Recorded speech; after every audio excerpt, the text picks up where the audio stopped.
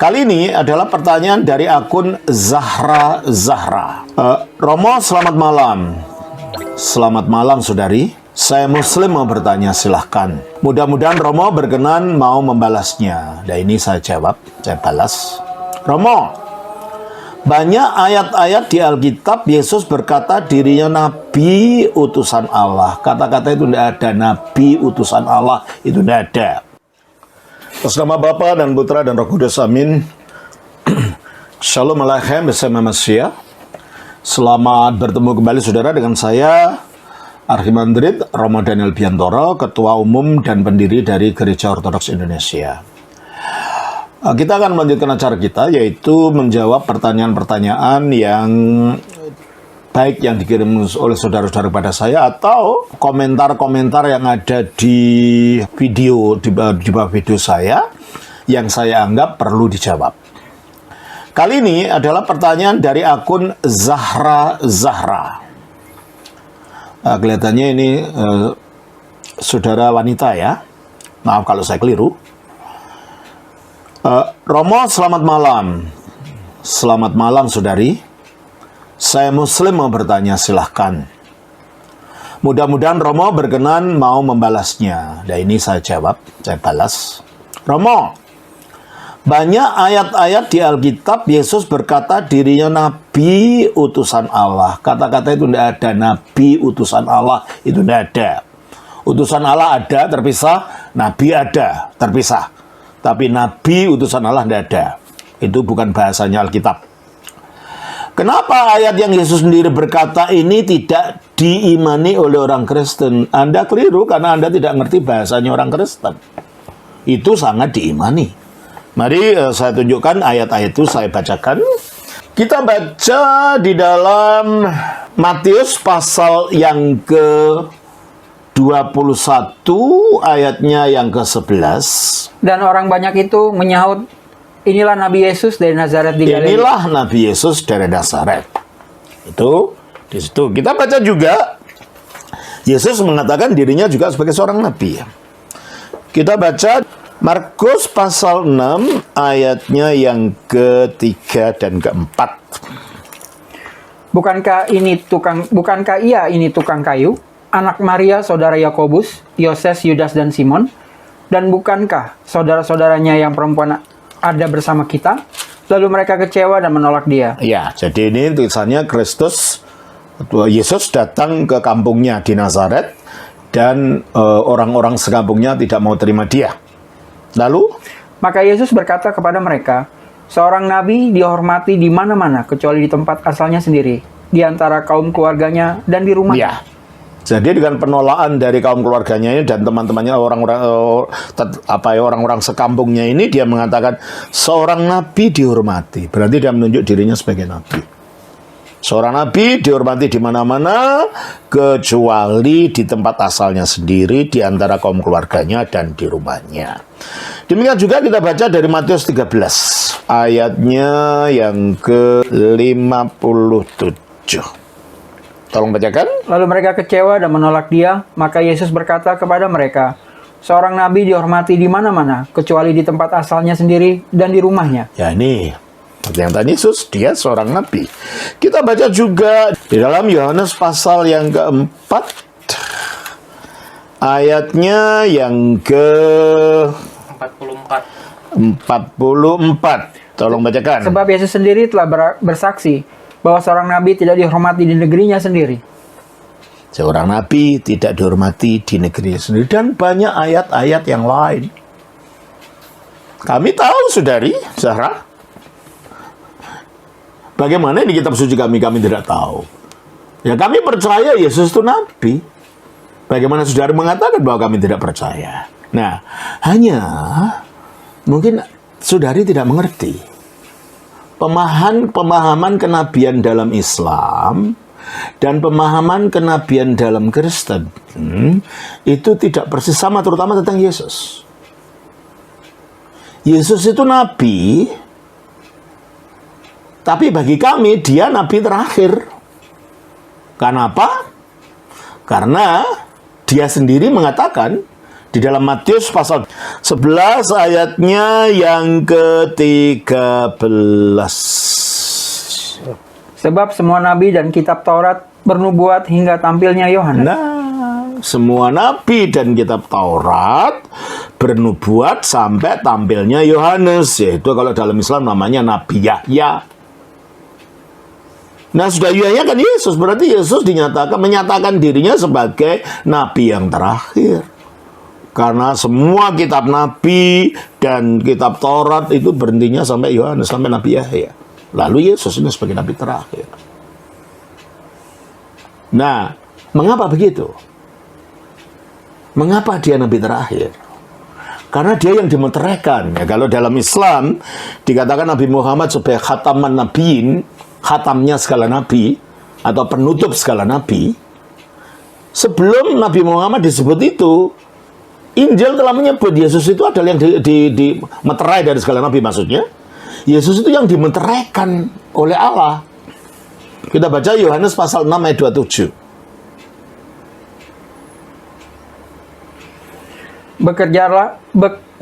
Bekerjalah bukan untuk makanan yang akan dapat binasa, melainkan untuk makanan yang dapat bertahan sampai kepada hidup yang kekal, yang akan diberikan anak manusia kepadamu, sebab dialah yang disahkan oleh Bapa Allah dengan materainya. Dia yang disahkan Bapa Allah dengan meterainya. Berarti kalau gitu dialah meterai yang mendapat meterai dari Bapa. Kalau ada surat ada meterainya berarti terakhir tutup, surat tidak ada sambungannya yang terakhir. Nah, kalau dia yang sudah dimeteraikan berarti itu dia nabi terakhir.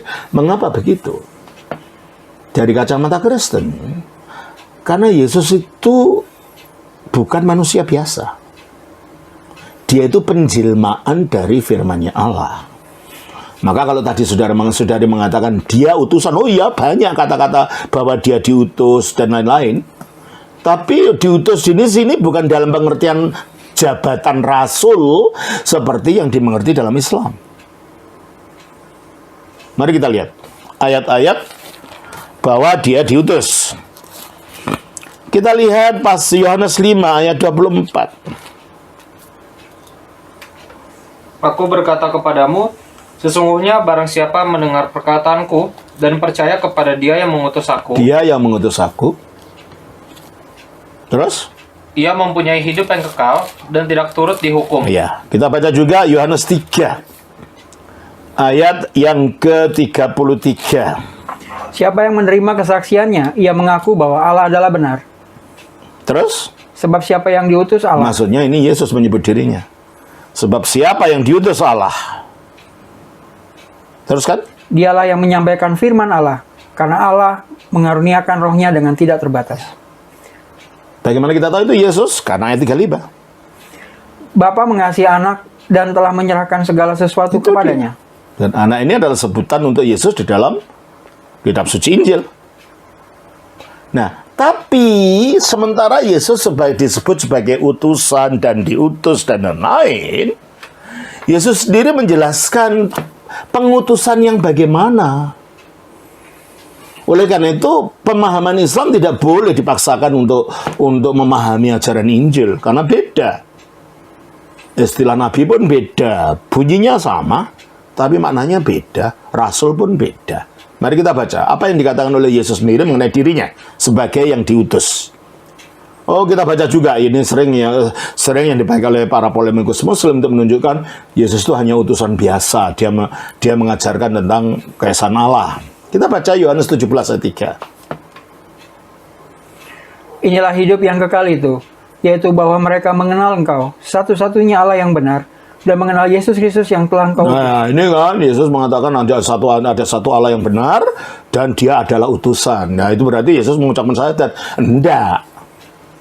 Sebab yang dikatakan engkau satu-satunya Allah benar ini siapa? Ayat 1. Demikianlah kata Yesus, lalu ia menengadah ke langit dan berkata, Bapa, Bapa, itulah satu-satunya Allah yang benar. Di dalam Islam tidak ada Allah disebut Bapa. Nah, kalau Allah sendiri disebut Bapa oleh Yesus, dia menempatkan dirinya sebagai anak dalam hubungannya dengan Bapa ini. Terus Bapa, telah tiba saatnya permuliakanlah anakmu, supaya anakmu mempermuliakan. Nah, ini kan ditolak oleh Islam. Jadi satu-satunya Allah yang benar itu bukan dalam Injil ini, bukan Allah Subhanahu wa Ta'ala, bukan. Tetapi Bapa yang memilih anak. Yang melalui anak ini Bapa dimuliakan. Jadi ini tidak ada sangkut pautnya dengan syahadat. Apalagi kita baca di dalam ayat 17 itu, ayat 3 itu, inilah hidup yang kekal, yaitu mereka mengenal. Nah, kata mengenal itu bahasa aslinya ginoskusin, mereka mengenal. Bukan mereka bersaksi. Martirusi. Kata-katanya udah lain. Kalau syahadat kan bersaksi. Ini bukan bersaksi, ini mengenal. Nah, kata mengenal itu seperti seorang anak mengenal bapak ibunya gitu loh. Mengenal yang sangat intim. Mengenal yang sangat dekat. Nah, itulah sumbernya hidup kekal. Mengapa? Sebab inilah hidup yang kekal, yaitu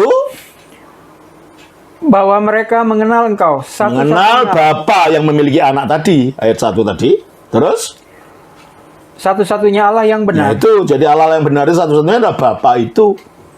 Di mana Yesus menempatkan dirinya dengan hubungan sebagai anak. Tentunya ini bukan Allah yang diajarkan Islam. Jadi Yesus tidak mengucapkan syahadat Islam. Terus? Dan mengenal Yesus Kristus yang telah Nah, jadi hidup kekal itu sumbernya adalah Allah dan Yesus. Mengenal Allah dan Yesus. Mengapa harus mengenal Yesus? Ayat 2. sama seperti Engkau telah memberikan kepadanya kuasa atas segala yang hidup. Nah, sama seperti Engkau telah memberikan anak ini apa? Kuasa atas segala yang hidup. Di mana sih ada nabi yang mempunyai kuasa atas segala yang hidup? Nggak ada kan? Tapi Yesus diberi kuasa ini. Jadi ini bukan amanah nabi dalam pengertian yang saudara mengerti. Ternyata dia mempunyai segala kuasa atas segala yang hidup. Terus Demikian pula ia akan memberikan hidup yang kekal. nah, demikian pula dia akan memberikan hidup yang kekal. Kepada siapa? Kepada semua yang telah Engkau berikan kepadanya. Jadi kalau dia bisa memberikan hidup kekal, berarti dia memiliki kekekalan itu. Saya tidak bisa memberikan permen pada saudari kalau saya tidak punya permen itu. Baru kalau saya punya permen, saya bisa memberikan permen. Demikian Yesus, demikian juga Yesus. Dia tidak bisa memberikan hidup kekal kalau dia sendiri tidak punya hidup kekal. Kalau dia punya hidup kekal, berarti dia tidak dicipta. Berarti tidak punya awal, tidak punya akhir. Mengapa? Karena dia firman-Nya Allah yang sejak kekal berada di dalam diri Allah. Dia adalah firman yang menjadi manusia. Kita baca di dalam Yohanes 1 ayat 1. Ayat 1 sampai 3. Yohanes pasal 1 ayat 1 sampai 3. Pada mulanya adalah firman, firman itu bersama-sama Ya, dengan firman itu adalah kata-kata. Sebagaimana kata-kata saya bersama-sama dengan saya dimanapun saya berada, firman-Nya Allah juga satu bersama-sama dengan Allah. Terus ayat 3. segala sesuatu dijadikan oleh Dia. Nah, segala sesuatu dijadikan oleh Allah melalui firman-Nya ini. Terus? Dan tanpa Dia, Dan tanpa dia seandainya, maaf kata, Allah itu bisu, tidak punya firman. Terus? dan tanpa Dia tidak ada suatu pun yang telah jadi. Nah, tanpa firman ini tidak ada apa yang ada, termasuk saudari dan saya. Yang telah jadi ini, yang telah dijadikan oleh Allah. Jadi Allah menjadikan segala sesuatu melalui firman yang melaluinya dia menciptakan kita. Ini lalu ayat 14. Firman itu telah menjadi Nah manusia. ini, kalau dalam Islam, firman-Nya Allah itu turun menjadi kitab namanya Al-Quran. Dalam iman Kristen, firman-Nya Tuhan, firman-Nya Allah Bapa ini turun menjadi manusia namanya Yesus Kristus. Nah, karena firman itu tinggalnya di dalam diri Allah, sebagaimana kata-kata saya tinggal di dalam saya, seolah-olah Allah itu mengandung firman-Nya sendiri dari kekal, lalu itu firman itu keluar dari Allah, Yang terkandung lalu keluar, yang terkandung, yang terlahir, inilah namanya anak. Berarti tidak ada istilah Allah itu kawin dengan perempuan, bukan itu. Ini istilah kias, firman yang terkandung dalam Allah, tapi juga yang keluar dari Allah. Makanya Yesus mengatakan di dalam Yohanes 8 ayat 42,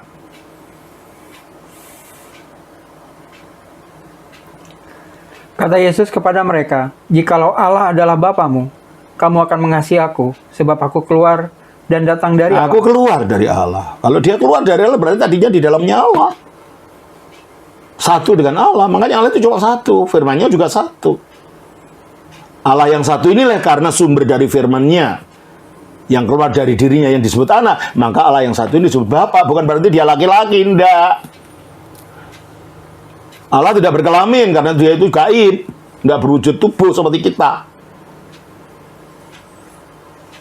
Makanya dia disebut Bapa, firman-Nya yang dikandung dalam dirinya lalu keluar dari dirinya, itulah yang disebut sebagai anak itu.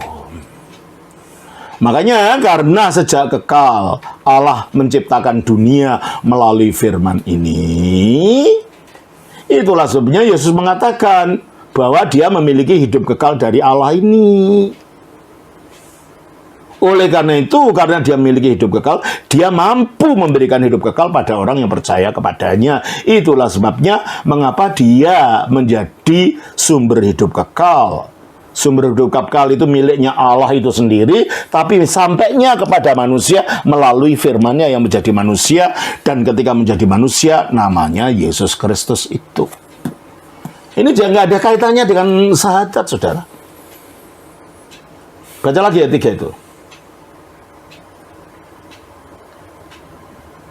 Yohanes berapa? Dari Yohanes 17 ayat 3. Inilah hidup yang kekal itu, yaitu bahwa mereka mengenal Engkau, satu-satunya Allah yang benar. Nah, ini berbicara tentang hidup kekal, bukan tentang syahadat, enggak. Mengenal Engkau, siapa Bapa. Yang itu tidak dikenal oleh Islam. Dalam Islam, Allah itu bukan Bapa. Sebab kalau ada Bapa berarti ada anak, dan anak itu bukan anak secara jasmani. Anak itu sebutan untuk firman yang keluar dari Allah. Dan itu pun tidak ada dalam Islam. Makanya ayat ini tidak ada kaitannya dengan agama Islam. Harus dibaca secara Kristen. Harus dibaca sesuai dengan yang ada ajaran Injil. Jangan ajaran orang luar dipaksakan kepada Injil. Tidak bisa. Ya. Terus baca lagi itu. Inilah hidup yang kekal itu, yaitu bahwa mereka mengenal Engkau, satu-satunya Allah yang benar. Jadi satu-satunya yang benar itu ya Bapa ini. Berarti kalau gitu di luar itu ya bukan gitu loh. Terus? Dan mengenal Yesus Kristus yang telah Engkau utus. Nah ini kan Rasul. Tunggu dulu. Diutus gimana artinya? Kita baca kata-kata Yesus sendiri. Ini bukan Paulus yang ngomong loh, saudara ya. Ini Yesus yang ngomong. Kita baca di dalam Yohanes 6 ayat 38. Sebab aku telah turun dari sorga. Aku telah turun dari surga. Terus? Bukan untuk melakukan kehendakku, tetapi untuk melakukan kehendak Dia yang telah mengutus. Nah, jadi pengutusannya itu bukan pengutusan sebagai rasul. Pengutusan diutus turun dari surga, karena dia tadinya ada di dalam Allah, keluar dari Allah, lalu turun dari surga, masuk ke dalam rahimnya Bunda Maria, lalu menciptakan tubuh dari bundanya Maria ini. Jadi tidak ada hubungan suami istri atau hubungan seksual antara Allah dengan manusia. Nggak ada, itu bukan pikiran Kristen. Agama pagan mungkin percaya begitu. Dalam Kristen tidak ada. Tubuhnya Yesus terjadi karena kuasa Allah. Nah, prinsip kuasa Allah ini yang disebut Roh Kudus di dalam Alkitab. Sehingga tanpa campur tangan laki-laki, ovumnya Bunda Maria, Siti Maryam ini diciptakan menjadi tubuh, lalu diambil oleh firman itu, dijadikan tubuhnya lahir ke bumi. Jadi diutusnya itu diutus dari surga ke bumi. Makanya dikatakan, nah ini sesuai dengan ajaran Yesus ini, Paulus juga mengajarkan hal yang sama. Jadi Paulus tidak ngarang-ngarang, dia mengikuti ajarannya Yesus. Kita baca di dalam Galatia pasal 4 ayat 4. Tetapi setelah genap waktunya, Ya, setelah genap waktu yang direncanakan Allah, maka Allah mengutus anaknya. Allah mengutus anaknya atau firman-Nya tadi. Jadi kalau diutus berarti firman itu sudah ada di dalam Allah. Seperti yang dikatakan Yesus dalam Yohanes pasal 6 ayat 38 tadi. Terus Allah mengutus anaknya atau firman-Nya. Ayat 4 ayat 4. Tetapi segala genap waktunya, maka Allah mengutus anaknya yang lahir dari seorang Nah, perempuan. coba perhatikan nih. Pengutusannya lebih dulu baru lahirnya. Jadi berarti sebelum lahir dia sudah ada, makanya bisa diutus. Dia sudah ada di mana? Pada Allah, bersatu dengan Allah sebagai firman-Nya. Nah, inilah artinya pengutusan itu bukan utusan sebagai rasul. Mana sih ada nabi biasa turun dari langit, turun dari surga? Dan Yesus mengatakan di dalam Yohanes 17 ayat 5, Oleh sebab itu, ya Bapa, permuliakanlah aku padamu sendiri dengan kemuliaan yang kumiliki di hadiratmu sebelum dunia ada. Jadi dia sudah ada sebelum dunia ada di hadirat Allah, menyatu dengan Allah sebagai firman-Nya. Mana ada nabi biasa yang sudah ada sebelum dunia ada? Sekali lagi, ini bukan ajarannya Paulus, ini ajarannya Yesus sendiri. Paulus hanya mengikuti apa yang diajarkan oleh gurunya ini, oleh juru selamatnya ini. Baca Kolose 1 ayat 17. Ia ada terlebih dahulu dari segala sesuatu. Ia ada terlebih dahulu, kata Paulus, dari segala sesuatu, mengikuti apa yang dikatakan Yesus. Aku sudah ada di hadiratmu sebelum dunia ada. Berarti kalau gitu, Yesus memang diutus tapi bukan dalam jabatan sebagai rasul. Diutus turun dari surga, yang tadinya dia berada di surga dalam arti dia menyatu dengan Allah, turun ke bumi, mengambil tubuh kemanusiaan dari Bunda Maria, dari Siti Maryam. Itu yang dikatakan, dan itu pula yang dikatakan Paulus dengan mengikuti apa yang diajarkan oleh Yesus sendiri ini dalam Filipi pasal yang kedua, ayatnya yang ke-6 sampai 7. Yang walaupun dalam rupa Allah, Iya, walaupun dalam rupa Allah, tidak menganggap kesetaraan. Tidak menganggap kesetaraannya dengan Allah. Mengapa setara? Karena Allah cuma satu. Kalau firman-Nya ada di dalamnya, ya dia memilih hakikat ilahi yang sama dengan Allah, cuma satu. Maka hakikat keilahian Yesus setara dengan Allah, satu dengan Allah, karena dia berada di dalam Allah. Terus? Dengan Allah itu sebagai milik yang harus dipertahankan. Nah, dia tidak mempertahankan kesatuannya dengan Allah dalam zat ilahi yang sama ini. Terus? Melainkan telah mengosongkan dirinya Telah sendiri. mengosongkan dirinya, tidak menampakkan keilahiannya. Terus? Dan mengambil rupa seorang hamba. Mengambil rupa seorang hamba. Terus? Dan menjadi sama dengan manusia. Menjadi sama dengan manusia. Melalui siapa? Melalui Bunda Maria. Paulus tidak ngarang-ngarang ajaran, ini mengikuti gurunya yang mengakui apa yang diakui dirinya sendiri itu. Jadi kalau Yesus itu sebagai utusan artinya memang diutus dari surga turun ke bumi. Kalau Yesus punya hidup kekal, ya memang dia itu firman-Nya Allah yang kekal, maka dia bisa memberikan hidup kekal. Kalau dia bersama Allah menjadi sumber hidup kekal, ya tentunya sumber hidup kekal itu dari Allah, tapi Allah itu menyampaikannya melalui firman-Nya ini kepada manusia. Berarti ini tidak ada sangkut pautnya dengan syahadat. Sebab kata-katanya pun bukan bersaksi, tapi mengenal. Pengenalan secara intim antara manusia dengan Allah. Terus? Nah, sekarang. Karena Yesus itu adalah firman-Nya Allah yang jadi manusia. Maka, dari situ dia disebut nabi. Mengapa? Karena setiap nabi itu adalah orang-orang yang dipilih oleh Allah untuk menerima firman-Nya. Tapi tidak seluruh firman-Nya. Dan nabi ini menerima ini, firman sebagian, nabi itu melantik firman sebagian. Nah, bedanya dengan Yesus, kalau nabi-nabi itu adalah orang yang menerima firman, Yesus adalah firman yang jadi orang. Gitu loh. Dia bukan hanya sekedar menerima sedikit demi sedikit firman itu. Seluruh firman itu telah menjadi manusia. Seperti dikatakan dalam Injil Yohanes 1 ayat 1. Oleh karena itu, masa kenabian itu telah berhenti dengan datangnya Yesus. Sebab sekarang dalam Yesus seluruh kebenaran Allah, seluruh firman Allah itu telah dinyatakan. Kita baca dalam Ibrani 1 ayat 1. Yang dikatakan oleh Yesus, dia telah menerima meterai tadi. Itu artinya. Setelah pada zaman dahulu. Setelah pada zaman dahulu. Ini zaman dahulu ya. Terus? Allah berulang kali dan dalam berbagai cara. Nah, Allah berulang kali dalam berbagai cara berbicara. Ya makanya dia berbicara kepada Adam, kepada Abraham atau Ibrahim, kepada Nuh, kepada Daud, dan semua nabi-nabi berulang kali caranya beda-beda. Menurut Alkitab, dengan penampakan, dengan suara, dengan mujizat, macam-macam cara, maka berulang kali dan dalam berbagai cara. Terus? Berbicara kepada nenek moyang kita. Berbicara kepada nenek moyang kita, yaitu nenek moyang bangsa Israel waktu itu, melalui siapa? Dengan perantara nabi-nabi. Nah, itu zaman dulu perantara nabi-nabi itu, gitu loh. Terus? Maka pada zaman akhir ini. Nah, maka pada zaman akhir ini, Ia telah berbicara kepada kita dengan perantaran anak. nah, berarti kalau gitu anaknya atau firmannya yang jadi manusia itu merupakan penyataan diri Allah atau wahyu Allah yang terakhir untuk zaman akhir. Makanya kami juga mengakui Yesus sebagai nabi, tapi dalam arti ini.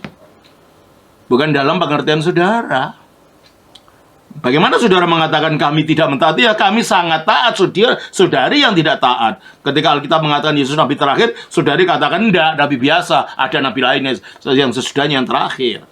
Kami justru taat. Itu satu. Yang kedua, Yesus itu bukan hanya nabi saja. Yesus itu disebut sebagai Kristus. Kristus itu bahasa Yunani dari terjemahan bahasa Ibrani yang merupakan bahasa aslinya kitab suci Perjanjian Lama. Saya bawa di sini. Mungkin saudara belum pernah lihat itu kitab suci aslinya di sini. Yang bunyinya Ha-Ma-Si-Yah. Yang diterjemahkan dalam Al-Quran sebagai Al-Masih. Hanya Al-Quran tidak menjelaskan maknanya Al-Masih itu apa. Sehingga maknanya yang sangat dalam tidak dikenal karena tidak ada penjelasan dalam Al-Quran. Nah, kalau dalam Alkitab dijelaskan Ha-Masiah bahasa Ibrani yang diterjemahkan sebagai Ho Christos atau Kristus di dalam bahasa Yunani, itu artinya si orang atau sang orang yang diurapi. Diurapi itu apa? Upacara pengesahan seseorang untuk menjabat sesuatu yang penting. Ada 3 jabatan di dalam kitab suci Perjanjian Lama, dalam Taurat dan Nabi-Nabi, yang membutuhkan seseorang untuk diurapi. Yaitu diurapi dengan minyak. Minyak suci. Pertama, jabatan sebagai raja. Kita baca di dalam 1 Samuel pasal 10 ayat 1. Ketika Saul, sebelum Raja Daud diangkat jadi raja, Saul diangkat jadi raja dengan diurapi oleh Nabi Samuel. Coba kita baca dalam 1 Samuel pasal 10 ayat 1. Lalu Samuel mengambil buli-buli berisi minyak, dituangnyalah ke atas kepala Saul. Diciumnyalah dia sambil berkata, bukankah Tuhan telah mengurapi engkau menjadi raja? Nah, untuk menjadi raja orang harus diurapi. Daud juga, Raja Daud. Ketika mau menjadi raja, diurapi dulu. Untuk menggantikan Saul ini. 1 Samuel 16, ayatnya yang coba ayat 10 sampai 13. Demikianlah Isai menyuruh ketujuh anaknya lewat di depan Samuel. Tetapi Samuel berkata kepada Isai, semuanya ini tidak dipilih Tuhan. Lalu Samuel berkata kepada Isai, inikah anakmu semuanya? Jawabnya, masih tinggal yang bungsu, tetapi sedang mengembalakan kambing domba. Kata Samuel kepada Isai, suruhlah memanggil dia, sebab kita tidak akan duduk makan sebelum ia datang kemari. Kemudian Disuruhnyalah menjemput dia.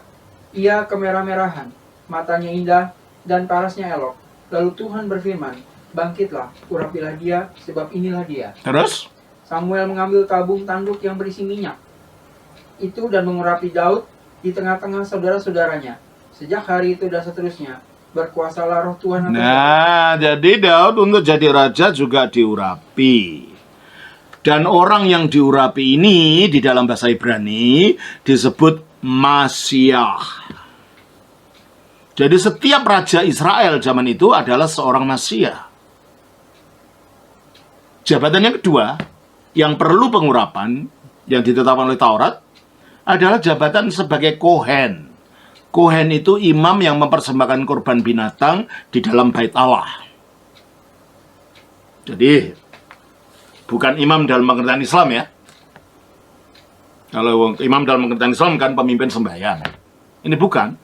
Ini jabatan penting sebagai orang yang mengendarai bangsa Israel dengan Allah melalui korban yang dipersembahkan oleh imam-imam ini. Ya, saya katakan saja bahasa Ibraninya Kohen, melalui Kohen ini. Kita baca di dalam Keluaran pasal yang ke-29. Keluaran pasal yang ke-29 ayatnya 4 sampai dengan ayat 9. Lalu kau suruhlah Harun dan anak-anaknya datang ke pintu kemah pertemuan. Harun adiknya kakaknya Nabi Musa ini ya. Ini yang jadi imam atau menjadi Kohen di Israel. Di dalam Alkitab Harun bukan nabi. Harun adalah Kohen. Kohen Hagadul bahasa Ibraninya, atau imam agung atau imam besar. Ya. Terus? Dan haruslah engkau membasuh mereka dengan air. Kemudian ini perintah Allah kepada Nabi Musa ini dalam Taurat ini ya. Terus? Kemudian kau ambillah pakaian itu, lalu kau kenakanlah kepada Harun kemeja, gamis, baju efod, dan baju efod serta tutup dada. Kau kebatkanlah sabuk baju efod kepadanya. Kau taruhlah serban di kepalanya, dan jamang yang kudus kau bubuh pada serban itu. Sesudah itu, kau ambillah minyak urapan, dan kau tuang ke atas kepalanya, dan kau urapilah dia. Ambil minyak urapan, lalu kau urapi dia, terus? Kau suruhlah anak-anaknya mendekat, dan kau kenakanlah kemeja-kemeja itu kepada mereka. Kau ikatkanlah ikat pinggang kepada mereka, kepada Harun dan anak-anaknya, dan kau lilitkanlah dester itu kepada kepala mereka, maka mereka lah yang akan memegang jabatan imam. Mereka lah yang akan memegang jabatan imam. Itulah suatu ketetapan untuk selama-lamanya.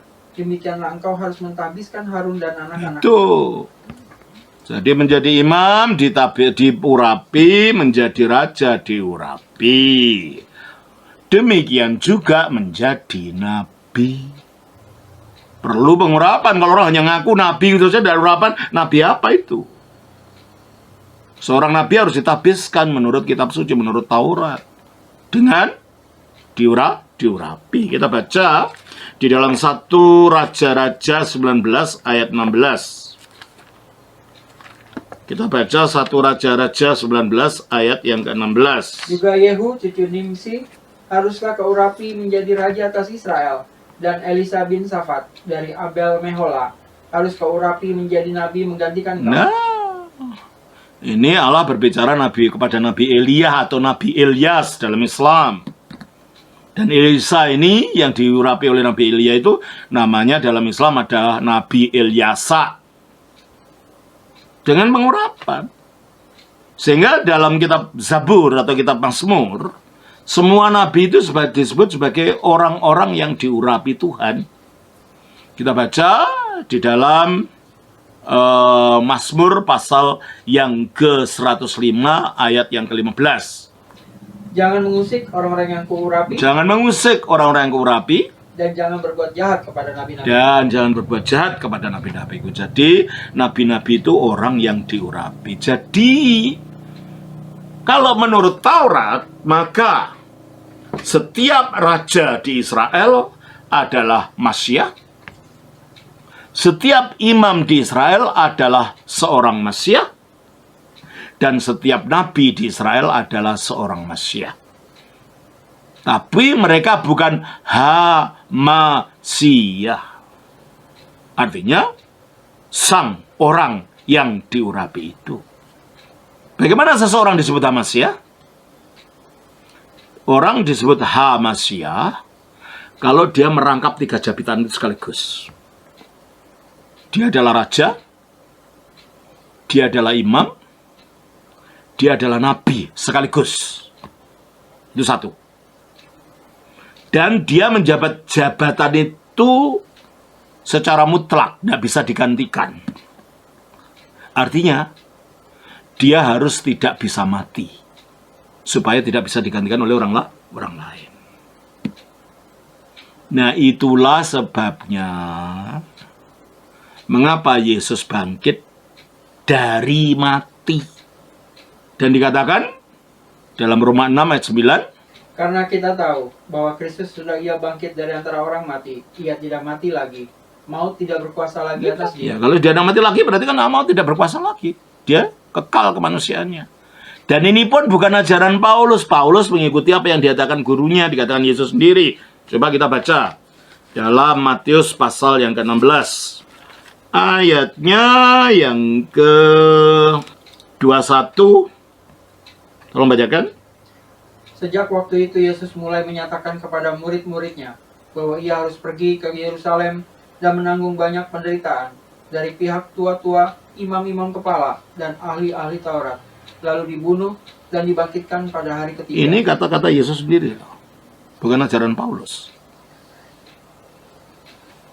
Jadi tuduhan saudara mengatakan itu ajaran Paulus, itu tuduhan tanpa bukti dan tanpa pengetahuan yang benar. Kita baca juga di dalam Matius 17 ayat 22 dan 23. Pada waktu Yesus dan murid-muridnya bersama-sama di Galilea, ia berkata kepada mereka, Anak manusia akan diserahkan ke dalam tangan manusia, dan mereka akan membunuh dia pada hari ketiga. Ia akan dibangkitkan. Ia akan dibangkitkan. Kita baca juga Matius pasal 20. Ayatnya yang ke 17 sampai 19. Ketika Yesus akan pergi ke Yerusalem, ia memanggil ke-12 muridnya tersendiri dan berkata kepada mereka di tengah jalan, Sekarang kita pergi ke Yerusalem, dan Anak Manusia akan diserahkan kepada imam-imam kepala dan ahli-ahli Taurat, dan mereka akan menjatuhi dia. Mereka akan menjatuhi dia hukuman mati. Terus? Dan mereka akan menyerahkan dia kepada bangsa-bangsa yang tidak mengenal Allah, supaya ia diolok-olokkan, disesah, dan disalibkan. Coba Yesus sendiri yang akan mengalami, belum mengatakan dia akan disalibkan. Terus? Dan pada hari ketiga ia akan dibangkitkan. Nah, sekarang coba renungkan saudara. Kalau dalam Islam, Yesus adalah seorang nabi.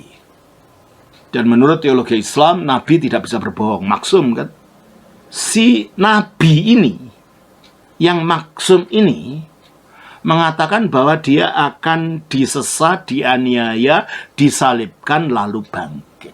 Kalau benar saudara mengakui dia nabi, mungkinkah dia berkata bohong? Pasti tidak. Dan memang kejadiannya memang dia akhirnya disalibkan dan bangkit.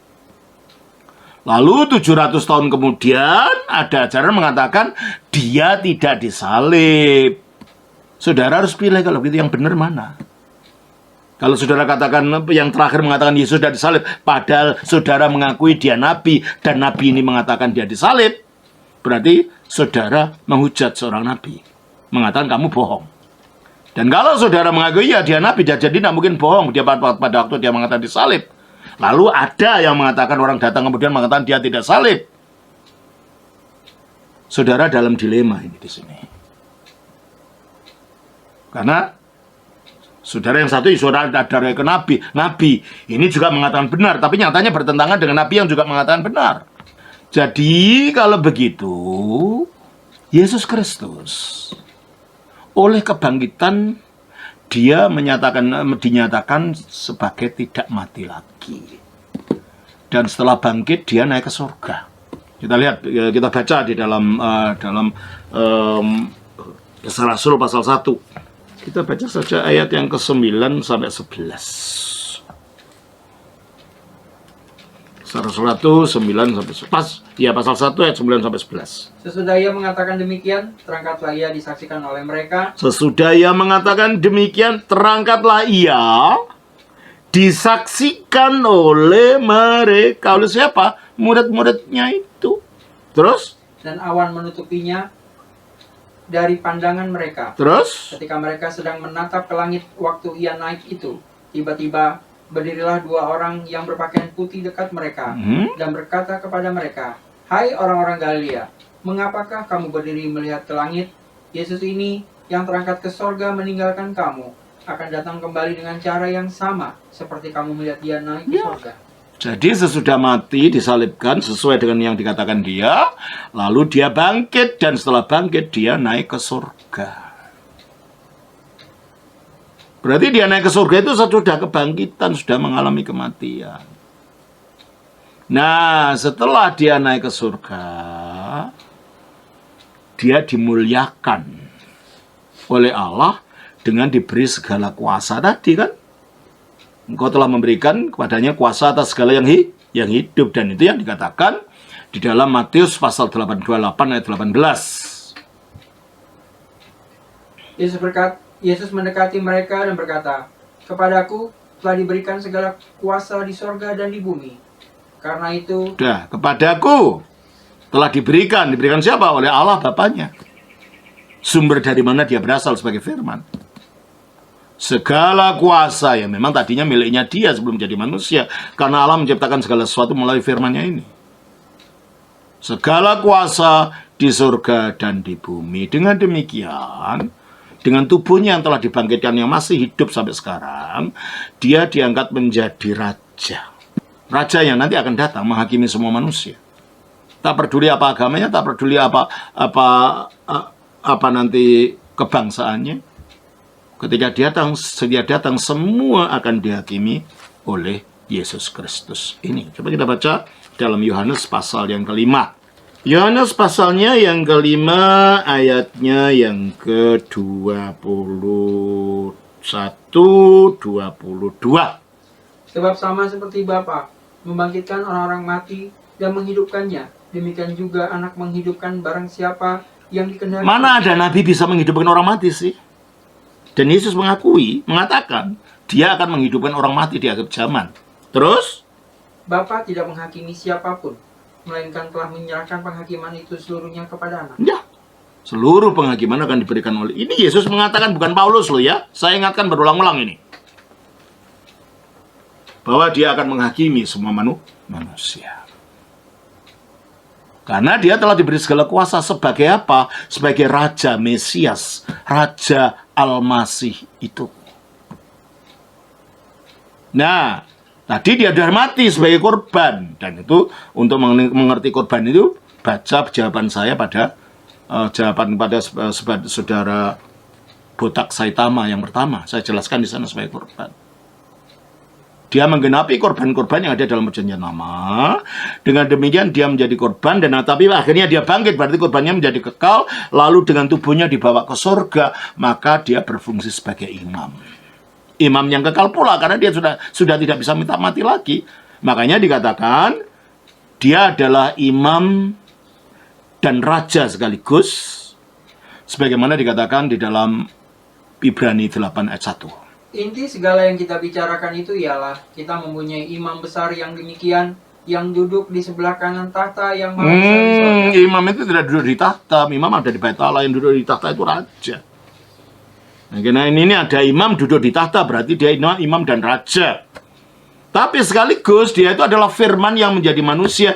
Jadi dia itu nabi, tapi nabi yang tidak bisa digantikan oleh siapapun, nabi kekal. Dan itulah dalam kedudukannya sebagai imam, raja, dan nabi itulah, maka dia ini adalah Hamasia, yang dalam bahasa Yunaninya disebut Ho Christos. Jadi kami tidak bisa menyebut hanya nabi saja. Ho Christos itu menyangkut nabi, imam, dan raja. Nah, saudari justru tidak mengikuti kata-kata ajarannya Yesus, dan saudari justru tidak percaya. Jadi kalau pertanyaan saudari mengatakan, coba saya baca lagi pertanyaan saudari tadi, ya, mengatakan bahwa banyak ayat di Alkitab Yesus berkata dirinya nabi. Ya, sudah saya jelaskan. Tapi nabi itu terkait dalam gelar Kristus itu. Nabi yang kekal, nabi yang terakhir, nabi yang pamungkas. Dan utusan Allah, ya utusan Allah karena dia firman yang turun dari ke dalam alam ini. Ya. Kenapa ayat yang Yesus berkata ini tidak diimani oleh Kristus? Justru kami imani dengan seluruh keutuhannya, dengan sebutan Kristus itu. Kalau kami menyebut Kristus terkandung di dalam arti ini, artinya nabi. Tapi juga imam, tapi juga raja. Justru saudara yang tidak mengimani. Karena Yesus bukan hanya menyebut dirinya nabi, dia menyebut dirinya firman, dia menyebut dirinya raja, dia menyebut dirinya Kristus. Saudara tidak percaya itu semua. Siapa yang tidak mengimani? Saudara atau kami? Ya jelas saudara. Apa ayat itu palsu? Bukan ayat itu palsu, informasi yang saudara dapat itu yang palsu. Pemahaman yang saudara miliki itu yang keliru dan palsu. Sehingga saudari tidak bisa membaca ayat-ayat dalam Alkitab yang utuh. Seperti yang saya jelaskan tadi. Bukan ayat itu palsu. Karena kami ikuti semuanya kok ya. Saudari yang tidak mengikuti. Justru orang Kristen mengamini ucapan Paulus. Saya katakan berkali-kali bukan ucapan Paulus, ucapan Yesus sendiri. Seandainya itu ucapan Paulus ya saudari, saya beritahu. Paulus itu di dalam tafsir Quran, ini saya bacakan. Itu disebut rasul. Nih, mungkin saudari kaget. Nih, tafsir Al-Ibris. Ya. Tafsir Al-Ibris. Nih, bahasa Arabnya. Yang ditulis oleh seorang kiai terkenal, yaitu Kiai Haji Bisri Mustafa di Rembang, Jawa Tengah. Pada waktu beliau mentafsirkan surah Yasin, ayat 13 ya, sampai 19, sampai 17 sebenarnya. Hanya saya tunjukkan beberapa saja ya. Surah Yasin, surah 36, ayatnya 13. Kemudian ayat yang ke-13 ya. Begini. Dan buatlah bagi mereka suatu perumpamaan, yaitu penduduk suatu negeri ketika utusan-utusan datang pada mereka.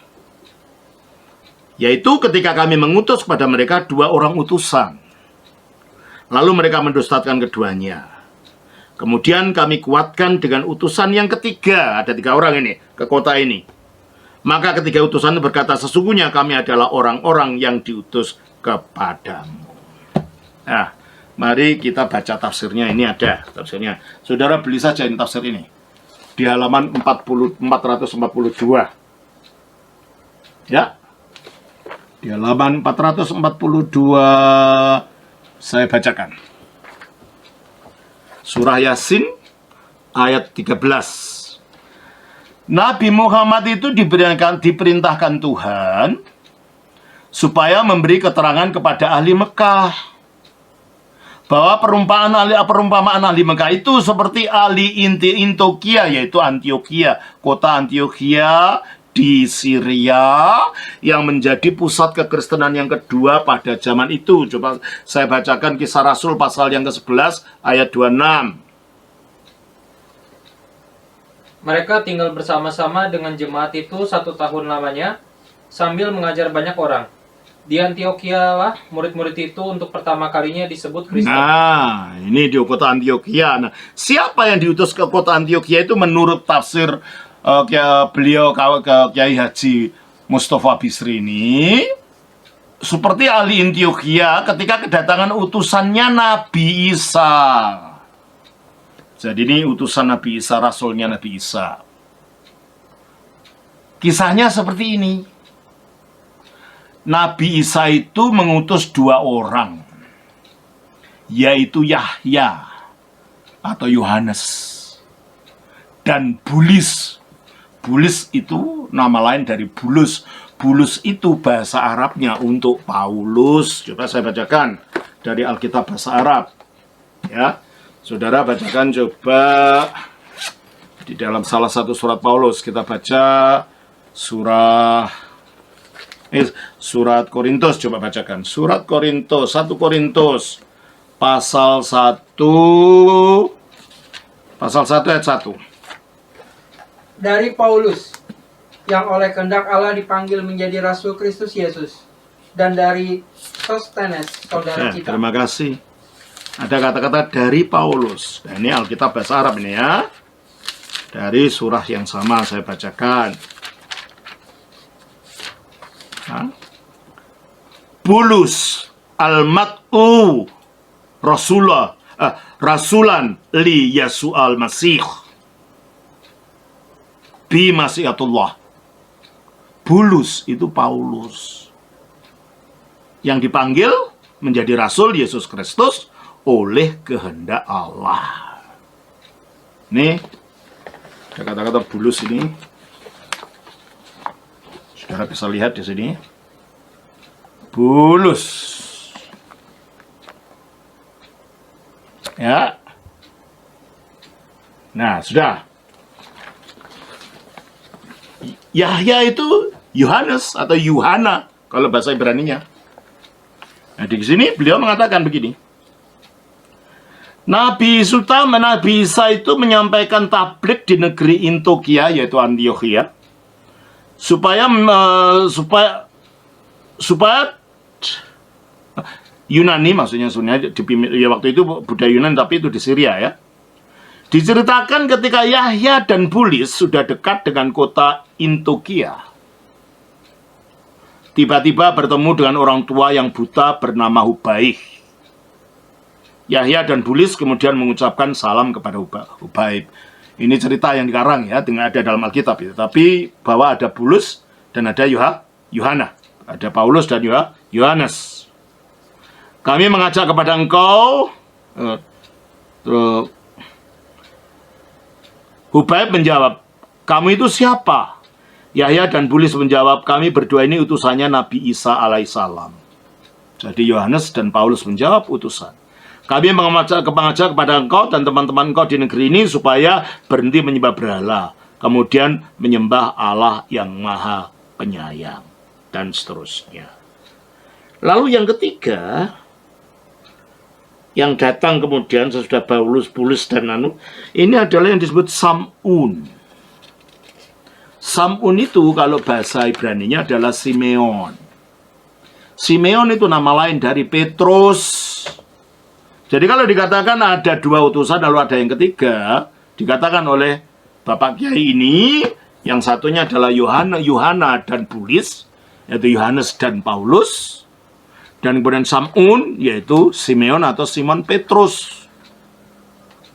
Berarti kalau gitu tafsir dari seorang kiai sekaliber, Kiai Haji Mustafa Bisri mengakui Paulus sebagai utusan Isa, Bulus atau Bulis sebagai utusan Nabi Isa bersama Yohanes. Bagaimana banyak kalian saudara-saudara Muslim menolak apa yang dikatakan oleh bapak-bapak kiai ini sendiri akan kerasulan Paulus. Paulus bukan pengajar palsu. Nah, seandainya ada ajarannya Paulus, apa masalahnya? Karena dia rasul kan, diakui oleh tafsir ini. Ya, makanya apa ayat ini palsu? Justru orang Kristen mengimani ucapan Paulus. Loh, kenapa salahnya? Dia kan rasul, kata tafsir ini. Lah kalau dia rasulnya Nabi Isa, ucapannya ya dapat dipercaya. Berarti siapa yang salah? Saudara atau orang Kristen? Saudara yang keliru memahami tentang siapa Paulus. Dan ini pun baru-baru ini saja mulai dari siapa? Ahmad Didat itu loh. Dan Zakir Naik. Itu yang akhirnya membuat wacana bahwa Paulus ini pembuat ajaran Kristen dan lain. Tapi dari tadi saya tidak ikut ajaran Paulus.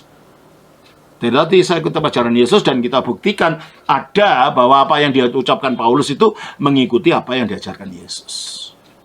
Coba renungkan kembali saudari, sebelum menuduh yang tidak atau mempercayai informasi yang keliru. Itu informasi yang sudah diterima keliru.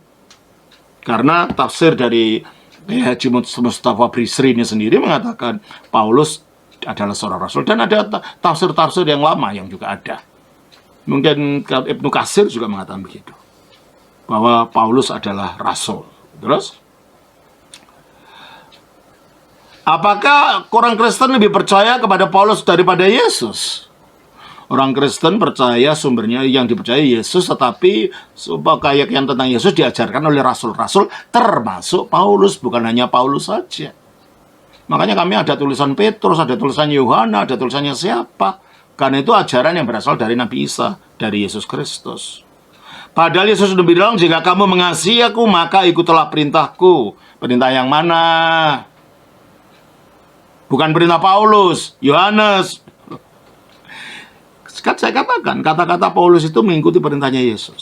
Sudah saya buktikan tadi. Ajaran Paulus itu selaras dengan ajaran Yesus. Jadi mengikuti ajaran Paulus dan rasul-rasul yang lain, berarti mengikuti ajaran Yesus, karena ajaran Yesus disampaikan oleh para rasulnya ini. Saudara justru tidak mengikuti ajaran Yesus. Menolak rasulnya, akhirnya mendengarkan rasul yang lain, yang ajarannya bukan ajaran Yesus. Gitu kan? Bagaimana konsepnya perintah Yesus itu bahwa jika tidak mengikuti perintah, berarti Yesus bilang tidak mengasihinya.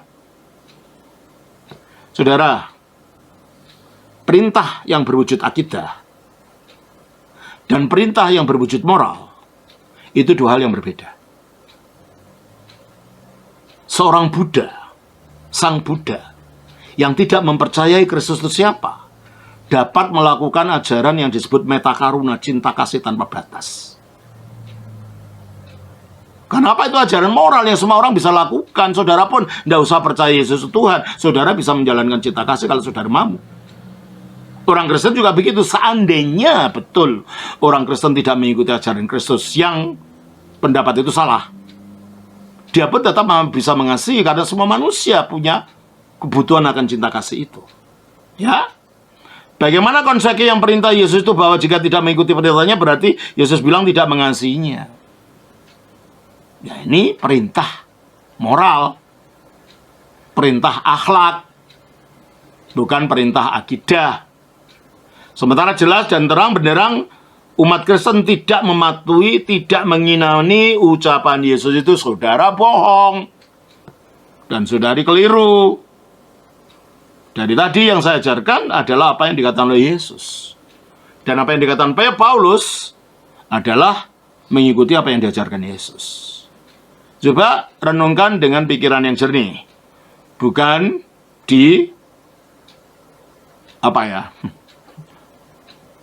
dikaburkan oleh pemahaman yang keliru. Ya, bagaimana mengasihi orang lain sementara Yesus saja tidak dikasihi? Loh, siapa yang tidak mengasihi?